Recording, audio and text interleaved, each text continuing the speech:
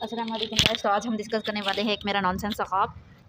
तो इसको सुनने के लिए दो चीज़ें इंपॉर्टेंट है। फर्स्ट वाला, मेरे ख्वाब देखने के लिए कोई रूल नहीं है, टू मच नॉनसेंस होता है। दूसरा, हम क्लोज फ्रेंड्स और क्लासमेट्स मिलकर एक ट्रिप पे गए थे, वो भी फॉरेस्ट वाला ट्रिप। तो मेरे क्लासमेट्स वहाँ पर बुक्स लेके गए थे पढ़ने के लिए। तो ये बताओ, ये कोई पढ़ने वाली जगह है? तो फर्स्टली मुझे तो इस ख्वाब में मेरे क्लासमेट्स तो दिख गए, मेरे क्लोज फ्रेंड नहीं दिखाई दे रहे, तो मैं उन्हें ढूंढने निकली थी। तो ये जो मेरे दोस्त थे क्लासमेट्स यारी, वो खुद खामोशी से पढ़ रहे थे, लेकिन मेरी ऐसी कैरेक्टर तो बिल्कुल नहीं। मुझे एक जगह बैठने की तो बिल्कुल आदत नहीं है, मुझे बक-बक करना होता है। तो मेरे क्लोज फ्रेंड्स को ढूंढने निकली, वहाँ मुझे एक उस घने जंगल में मुझे एक रूम दिख गया।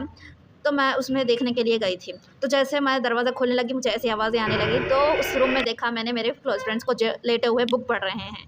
तो मुझे लगा इस ख्वाब में मेरे सारे दोस्तों को सिर्फ बुक ही पढ़ना है, लेकिन मैंने सोचा चलो मेरे क्लोज फ्रेंड्स के साथ बहुत ही मज़ा आएगा बुक्स पढ़ने में। तो मैंने ना लेट गई वो बेड पे। तो मैंने ना ढूंढने लगी, मेरे और दो फ्रेंड्स मिसिंग है। तो मेरे 6 का ग्रुप है, ज़्यादा क्लोज हूँ।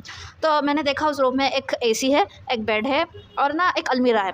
तो मुझे लगा कोई आवाज़ नहीं, कोई रिस्पॉन्स नहीं दे रहा। तो मैंने सोचा मेरे फ्रेंड्स मेरे साथ प्रैंक कर रहे हैं।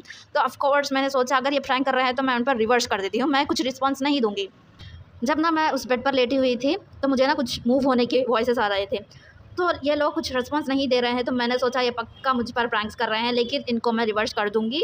लेकिन ना मेरे बॉडी पर सारे गूज़बम्प्स आ गए थे कि ये लोग इतना होने पर भी कुछ रिस्पॉन्स क्यों नहीं दे रहे। तो ना इतने ये सारी चीज़ें हो गए, लेकिन मुझे बहुत ही ज़्यादा डर लगने लगा। और मैंने ना साइड को ऐसा साइड वे करके उनको देख रही, तो उन्होंने कहा क्या हुआ? तो मैंने कहा कुछ नहीं। तो फिर से वो कुछ रिस्पॉन्स ही नहीं दे रहे हैं। So you have to know this guys, I have a super power. तो मैं उठकर फिर से अपने ख्वाब को कंटिन्यू कर सकती हूँ। तो उतने में मेरी नींद खुल गई और मैं फिर से सोने लगी।